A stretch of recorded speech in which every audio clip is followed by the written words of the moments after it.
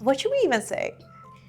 Undefined conversation. Isn't it supposed... ChatGPT said something about... ChatGPT? Yeah, I was like, what does undefined mean? What are the other ways you can attribute it to? It was like, there's no there's no set rules or boundaries to the conversation. It's like it's like a free platform for like, or where opinions can be two-sided, one-sided, everything. Love that. Okay. So, welcome to the first episode of Undefined Conversations, where we talk about everything and anything, and there's no boundaries. So, we crossed the line with you. What line, what boundaries? We still don't know about. We don't cross boundaries here. Wow. Then we don't know what's going to happen after. We'll see about that. Because one thing I love to do is crossing boundaries. Nah. No. I don't. No. I take that back. We don't like crossing. I don't like it when people cross my boundaries, so I'm not going to do that to anyone. Yeah. But we definitely question stuff here. Yep. So, who are we? What are we? Reptiles? No, we're human. But let's do. Sure. Let's just give like a little bit of introduction about like who we are, what we do, and stuff like that. Yeah.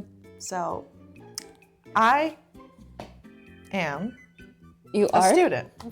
You are a student who has a name. This is so chaotic. Okay. So, for the ones of you who don't know, which is probably everyone because this is going to be the first episode, my name is Bahar.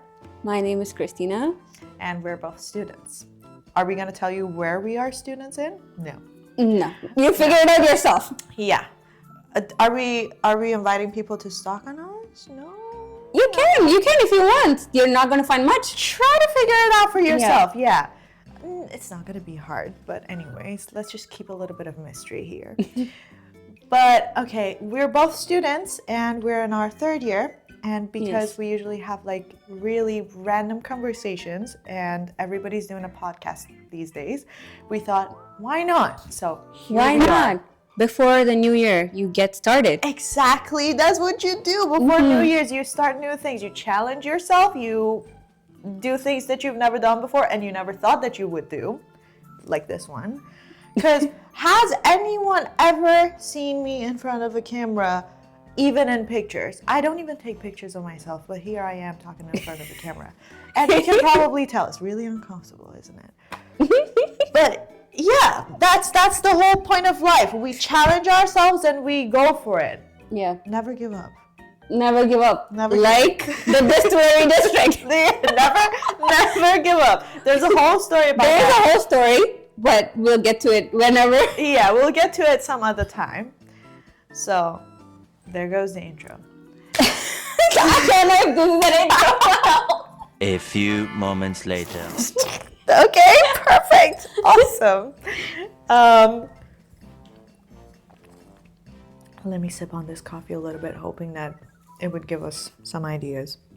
So, what we have here, you can tell that we have prepared ourselves for the. We're taking this seriously. We got a notebook. We got a note. We did a little bit groundwork with scribbles on it. Literally scribbles, because there's nothing more than that. Like, we're trying to figure out between like the words that we have here, how can we make these into topics? Because, yeah. We have unpopular opinions on the menu. We have hot takes. You're leading into that. I'm gonna be like, what the hell? Oh, well, this is what you get. This is what you get. This is what you get for signing up to watch our channel. Exactly. Yeah. This is, so far as it goes, we're doing good for the first episode. So bear with us. It's going to get better. It's only going to get better from here. Okay. Is it really?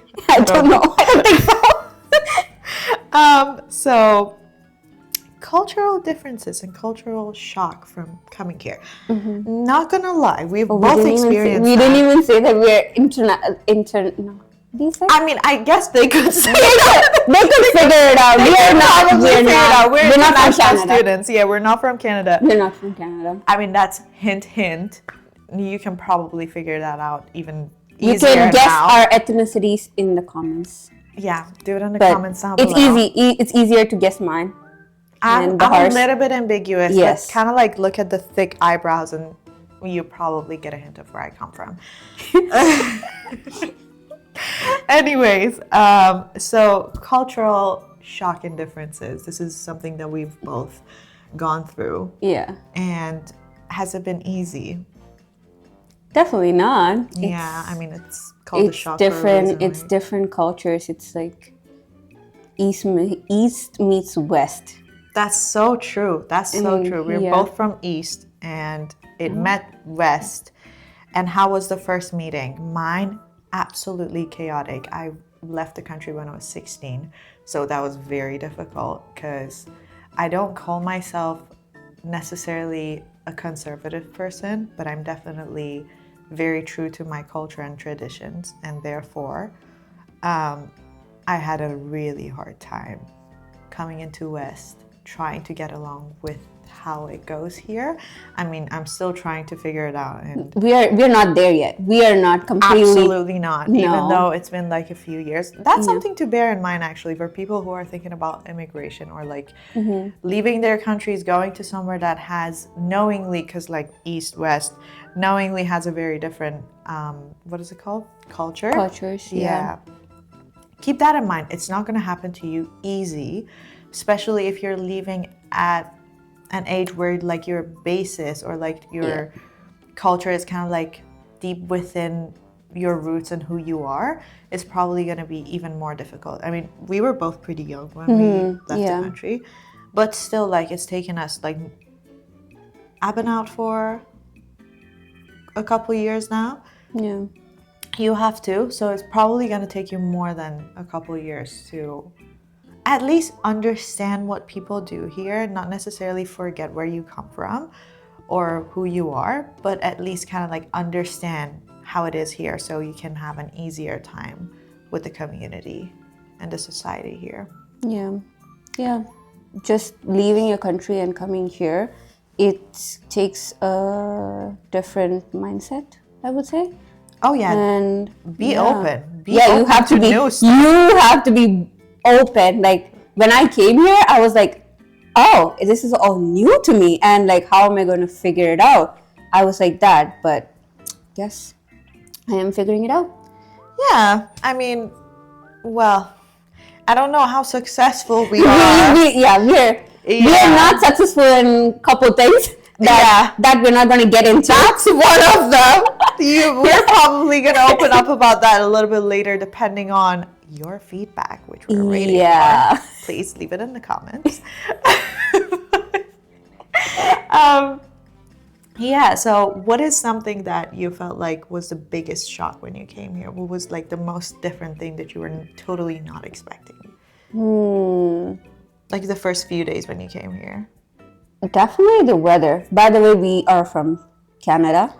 Yeah, like we're based in Canada. Yeah. So when I immigrated, it was like a lot of people when like elderly, where they were called by their first name, was one thing that was like shocking to me. So I was true. like, this is not in my culture of like you respect your elders to a point where like you can put up with their shit all the time. Yeah. And here it's like you call people by their first name or That was such a big shock. last name, at least the max. No aunties, no uncles, no surnames, nothing. Yeah. And that's one big culture shock that struck me when I did my classes, whatever. Yeah, that's so true. I mean, I feel like it's kind of like pretty much the same everywhere in East, where we are like, we're supposed to have like honor titles, I don't know, bruh. You don't call people like You don't call people by first name. Like yeah. that's not a thing at all. Like they go by, I feel like if we want to do like a relatively close translation, it would be like sir. At least like when you're calling men or like when you're calling ladies, it would be like madame. But that's like if you go and call people sir and madame here, like people are gonna look at you like, are you from 19 or like 80s, Yeah. 1800s or something? People take offense here. If you call them sir and ma'am, even if they're a little bit older to you, they take offense here big time. They're like, oh, I'm not eligible to be called sir and ma'am because I'm not a queen or a king to be called that. Here. Yeah. So like when I had to go up to my profs and be like, oh, professor, I still do, like I still call them professor so and so, but some people call them my first name, like Marcus. Yeah. Hi, Marcus. Yeah. Excuse me. This is your professor. He's got a PhD title. How are you gonna? I don't know. It's just so uncomfortable. But this is definitely one of the biggest one when you come here. It makes it easier because you feel like you're closer to the professor, instructor, or whoever it is that's in kind of like a higher level than you are. But at the same time, you're gonna have kind of like a bit of a tough time transitioning from doing it how you were used to back home. Maybe back home for you is not different. But for us, it was definitely kind of like a big difference that we had to get used to. Yeah. But I would say that we are definitely having closer relationships with our teachers or like professors and TAs. Oh yeah, that's true. That's like one other big thing too, because we don't have that boundary, we are able to connect with them in like more personal now. Like I have my professor's phone numbers and like email, like in my contacts. Like just they're not gonna like be having that boundary to like, oh, I only respond to in like office hours. They respond like in midnights too. Like if you need any help, they're always there. Yeah, they're always going to be there for you. And also having points of contact with your professors is crazy. Like I remember back home when I was going to high school especially, like people would be looking for like teachers' phone numbers and stuff like that just to figure out, oh my God, I got like so-and-so's phone number, or like they would do, and then as soon as they would get it, they would do like pranks and scams. Yeah, but I don't think that's like true here because it's very easy to access everybody's socials here, and like there's like you just want their connection to get better at yourself and like do well for your whatever studies you're are pursuing and like have connections with like people networking around here and having like their contact will definitely get you somewhere in your job. Someplace. It's kind of like needed. Like if you're not doing that when you're here, you're falling behind. Yeah, you definitely have to kind of like get started on doing that. One really good example of that, I mean, you didn't have any classes with her, but is Professor Adamate. Oh no, no, yeah. So she's basically having like a whole social media of her own, and she's doing her thing. She's recording videos of people, more specifically about like kind of like about the time when the exam is going to start, and she's sharing that on social media. It's quite funny, and we would love to see more of her, hopefully in the future. God damn, I revealed too much, bro. Why? Because Professor Adamate, like they can figure out where we are now. I don't think so. I mean, unless you're specific to one city, you can't. I mean, you're bound to figure out, aren't you? You're a nosy little... Don't lie, you want to, you definitely want to. Figure it out and let us know. True. We're waiting for you. Anyways, we're also rooting for you to figure. Anyways, so what is another one that you can think of?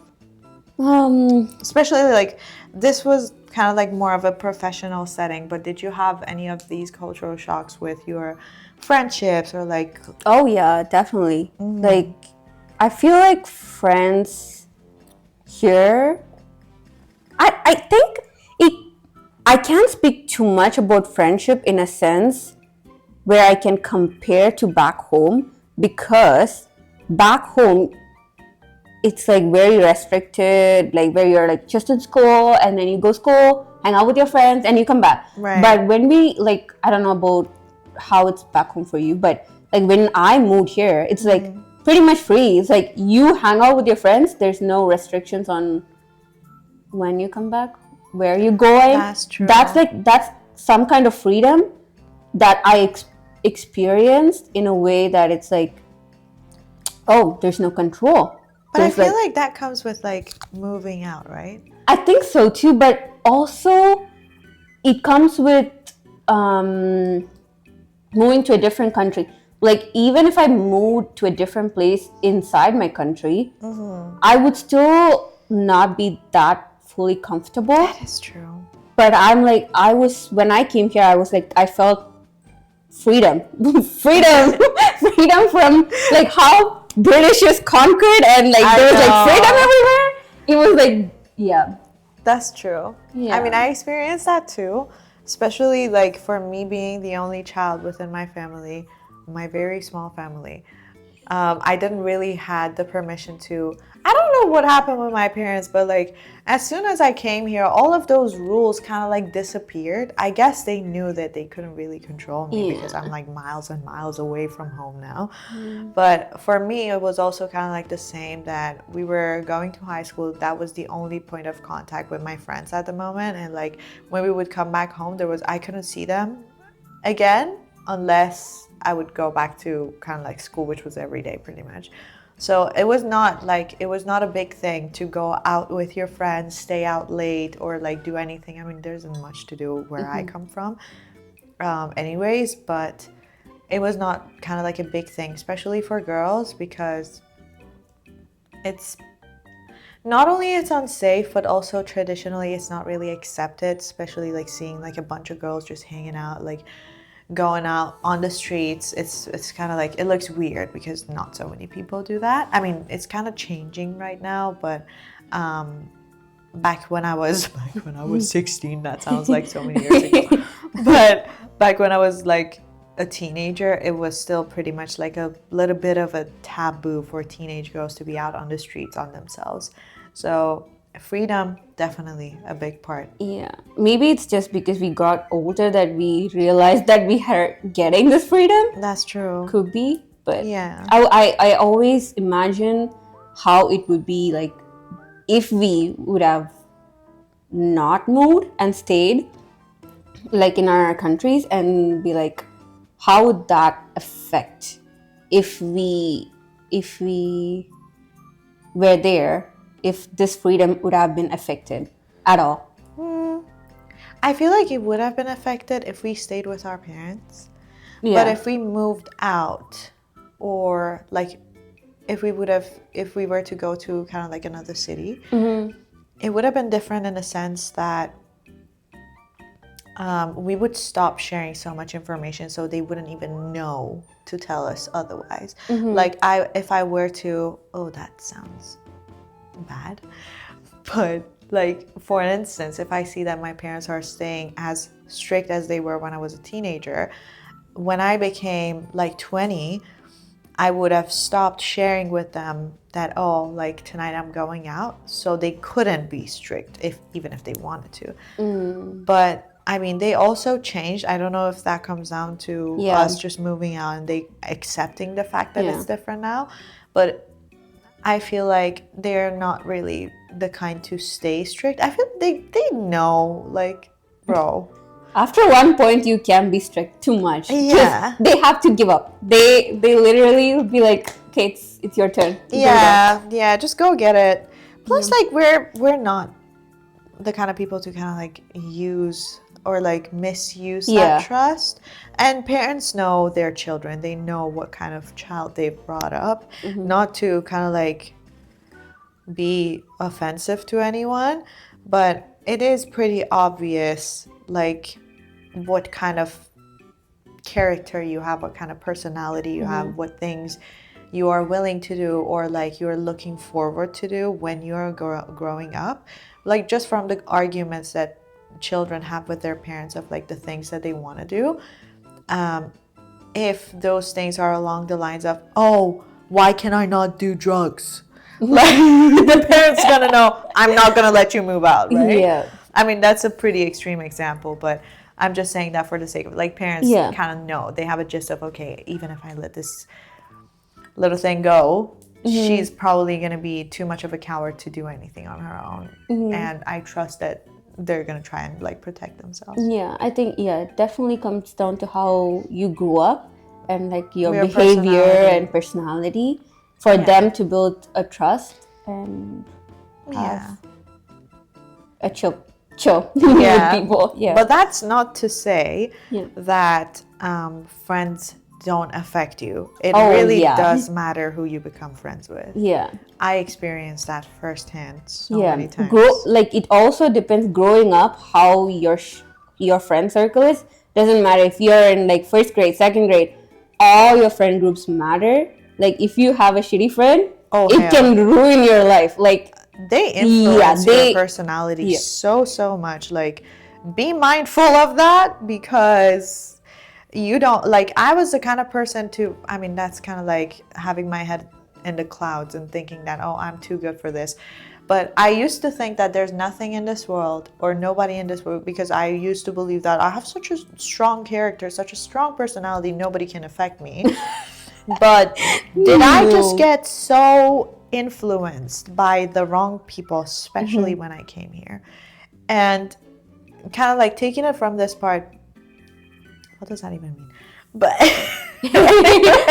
we're not gonna expose any names, but we'll get into it later someday. Exactly. But anyway, so I feel like that's very underrated when people kind of like, what is it called, immigrate, and they come to a new country. You are very, I'm not saying that for everyone, not everyone's going to be the same way. I mean, I was a pretty like fragile person because of my upbringing, and like being the only child, I was like pretty dependent on my parents. So when I immigrated, I was very emotionally unstable and ready to be influenced, because you're kind of like emotionally, again, like you're hanging by a thread, in a sense that you are trying to cling onto something to feel safe.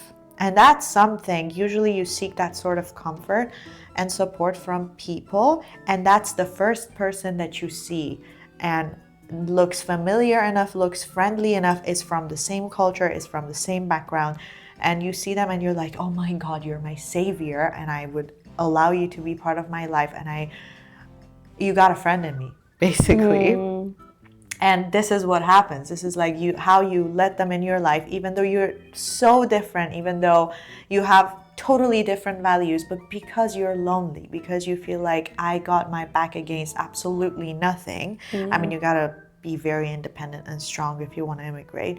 But for me, because I was still kind of like pretty much a child when I did that, so I didn't have much support in my own self.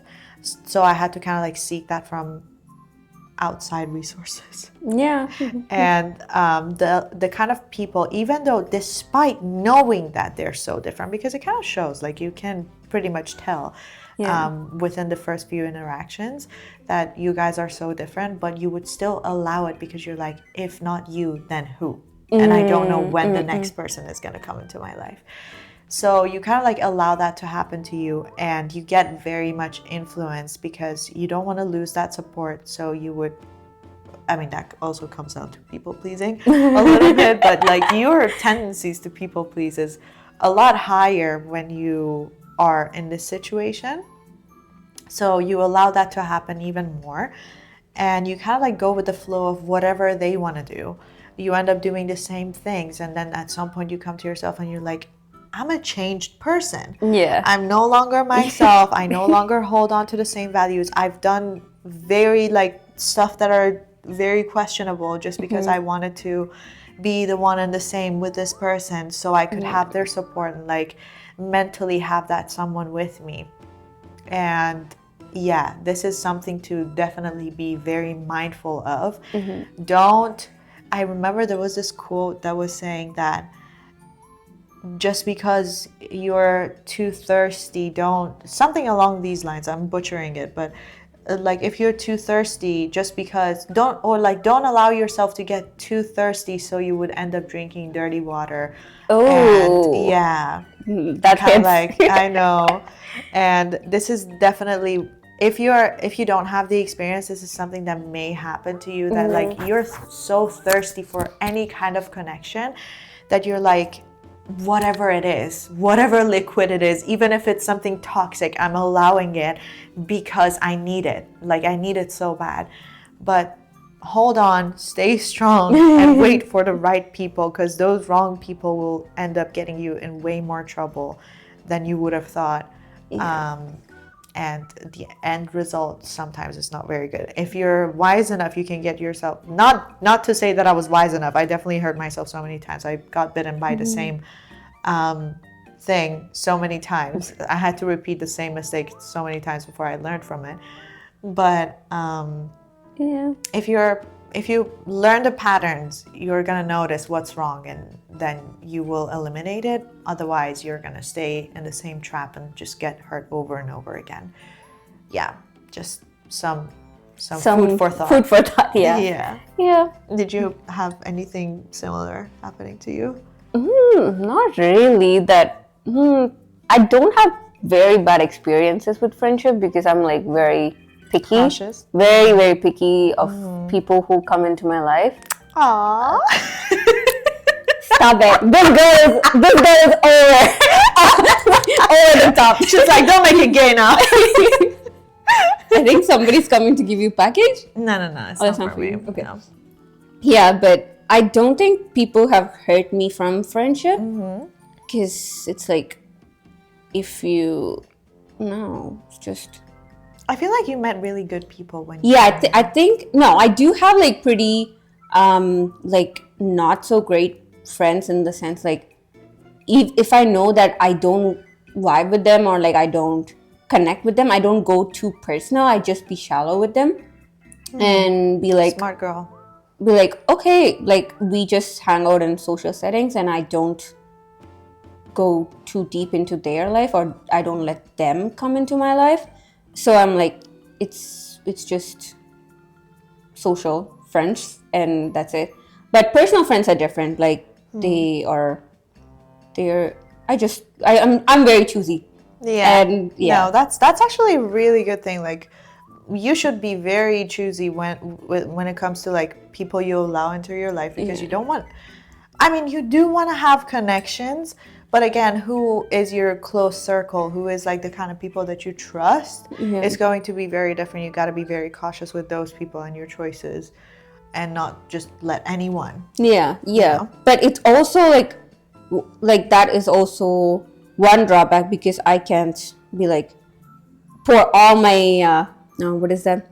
Problems and all my everything to like couple people. No, not couple people, to everybody. Yeah. Whoever you meet, like you can easily connect to people if you're like more open, but I can't do that.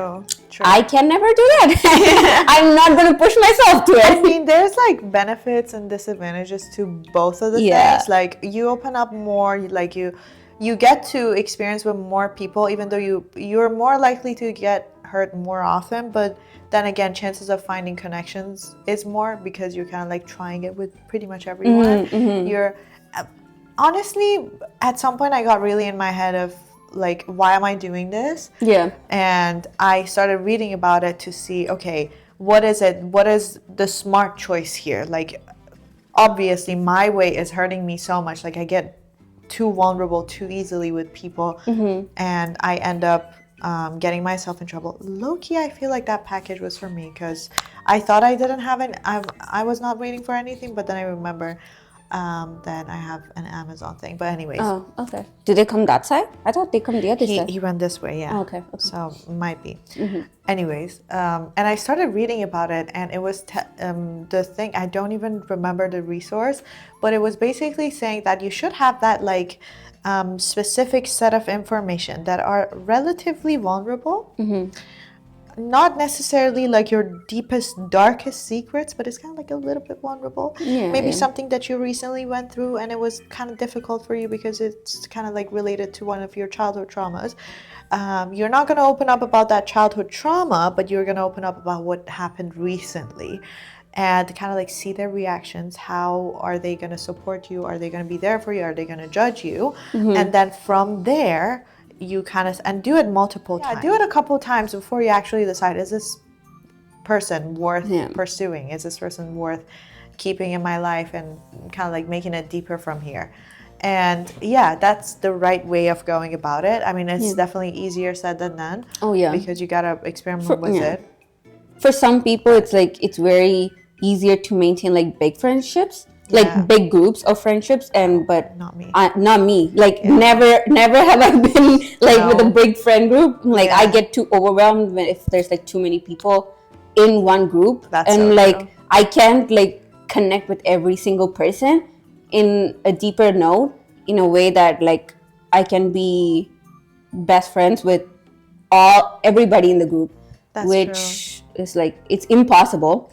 It's either you're just there for social settings and you connect with a couple people and then you're in that group. But if you have a smaller friend group, I think it's like very, very much like you know them in a personal note and they know you, and it's like building the connection. The connection is more stronger, I feel. It's deeper, for sure. For deeper, like for Yeah. smaller friend group. And yeah. But I feel like it's kind of like the case with every like super big friendship group. Like if you have a friendship group of like, I don't know, let's say 10 people, there is always going to be those like 2 or 3 people or like the couple of people that like are a pair or like they're closer to each other than the rest of the people. Like they all know each other. They're all like friends and they enjoy hanging out with each other. But like they have those like specific people within the group that are like closer to them. I mean, hell, before getting to know you guys, I used to think that friendships don't come in groups. Like this was literally one of my biggest beliefs, that friendships just don't come in groups and it's not gonna happen. Like small groups or big groups? Even small groups. I was like, it's you. So it's a pair? It's always a pair. It's always you're friends with someone else. You're not gonna be in a friendship group because otherwise it's bound to go wrong. It's bound to like. Okay. I mean, I guess I was like surrounded by. I don't want to label people, but different people than I am surrounded by now. So that formed my belief of like, yeah, friendships cannot happen in groups. And and coming here, I mean, I was definitely open to it, but I was relatively skeptical because I was like, are we gonna last? And here we are, knock on the wood. Knock on the wood. Well, I think this is wood, or maybe it's fake wood. No, God knows about that, but like it looks like wood. So yeah, that was a huge tangent. We went from cultural shock to this is what undefined conversation is about. Exactly. We don't have boundaries, and we are open to have all kinds of conversations and suggest more if you want different topics. Anything specific about what we are talking about, we can elaborate more on it. We love to yap, if you couldn't tell by now. And we're open to yapping about anything and sometimes everything. we do zone out. Me especially. But I come back to it. No, she does come back. I can vouch for this. But conspiracy theories, I was actually thinking about, I really like conspiracy theories. I'm a very superstitious person as well. So I love talking about stuff that are like aliens or I don't know, ancient Egypt. I don't know, the little what are they called? Murals? Murals, yeah. That they found and figured out it's cursed and stuff like that. I live for things that like I watch documentaries that are like hours long just because I find it interesting to kind of like, I don't know, I want to believe that there's some sort of like higher power. Not like God, but like energies, I want to believe that there are like energies surrounding materials and within people. So that's why I kind of like go for that kind of stuff.